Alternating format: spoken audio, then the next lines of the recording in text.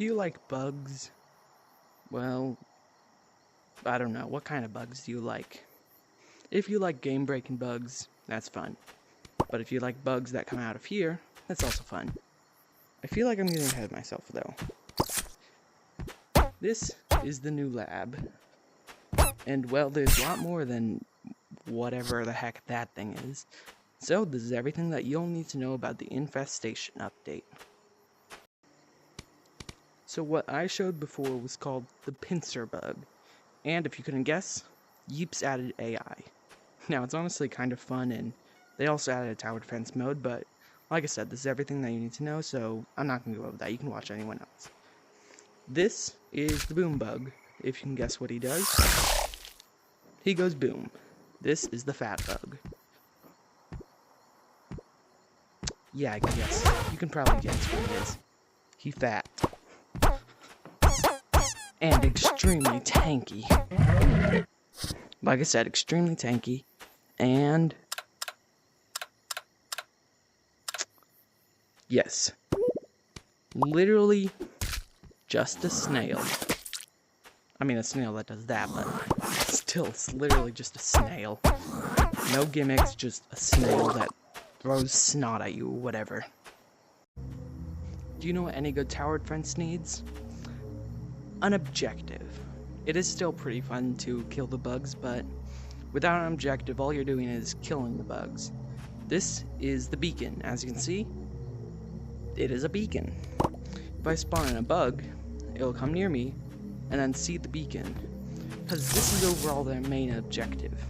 If you turn it on its side, it does this, and the bug still really likes attacking it. Alright, remember how I just talked about how Yeeps turn into a tower defense? Well, I was not joking. It actually did. As you can see, the turrets, hate me now. Anyway, this is the missile turret, mortar turret, and this small boy. Oh, what's that over there? Well, if you could already guess, it does that. If you take your hand off, it explodes. And it obviously has a wood version for everything. Mortar, small, missile. I know, super fun. But then we come over here.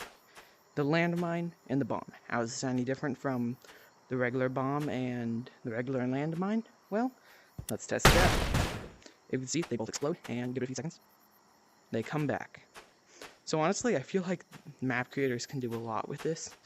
But I guess let's go on to the other tower defense part. Alright, so here's a few more things they might be wanting. First off, how do I spawn them? With these. The mob spawn zone, the multi-spawner, and the single spawner. And to get them in, if you take an egg like this one, and just put it in its mouth where it does this, drop it, and it exists in there now. You take it out, like that. And now you have a little nuisance running around. And a spawner for said nuisance. If you want it to spawn, you'll put something like this under it. And you might be wondering, why do I have that there? Well, if I do that... Oh, if you can see it right there. As you can see, the mobs keep on spawning. Another one's gonna spawn. But let's say you don't want these nuisances around here. You press that button, and they're all gone. Here's the animation. This is, well, the mob barrier. If you are making like survival maps or something, you want a safe zone, you place these in front of it, and, well, it can't get to you. But people can go across here like all they want, and you can shoot through it if you really want something like that. The next thing are these health pack things.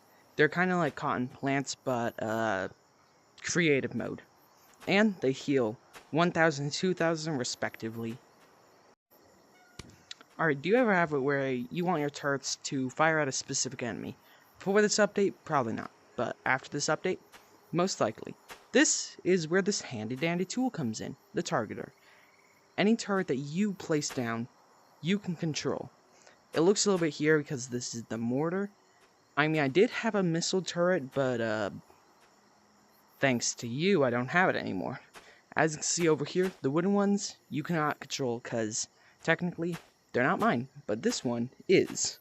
So if I place down something over here, and it's all the way over there, it can hit it. Even though without the targeter, it cannot shoot that far. If only I gave it a shield, then it could be the Wrangler.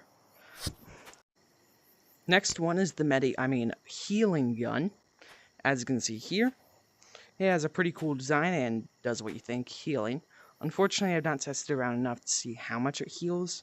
I'm guessing it heals around 500, but each time you shoot it, it takes 50. But you can actually pick them up again and throw them, which honestly is pretty cool. Also, if you are wondering, the healing gun does deal damage to enemies. Not much, since its main purpose is literally healing. But, yeah, I mean, you can kill it if you really want to. Oh, look at that. Anyway, this is all that you need to know for the upcoming update, I guess. Anyway, hope you have a good day, I guess. I have no idea what time this will be posted. Could be posted tonight. It's 6 p.m. for me, so I have no idea when this will be posted. But I guess you can have a good day whenever you see this.